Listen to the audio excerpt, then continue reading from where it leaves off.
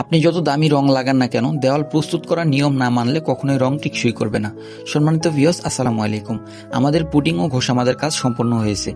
যেহেতু এবার আমরা লাক্সারি সিল্কের কাজ করব, তাই রং করার আগে আমরা ব্যবহার করছি লাক্সারি সিলার। লাক্সারি সিলার পুটিংকে আরো মজবুত করে, ওয়ালকে হার্ড করে এবং রং করার পরে গ্লেজ ও ফিনিশিং অনেকটাই বাড়িয়ে তোলে। অনেকেই লাক্সারি সিল্কের আগে প্লাস্টিক প্রাইমার ব্যবহার করেন, এতে কালো দাগ সহ ছোটখাটো সমস্যা ঢেকে যায়।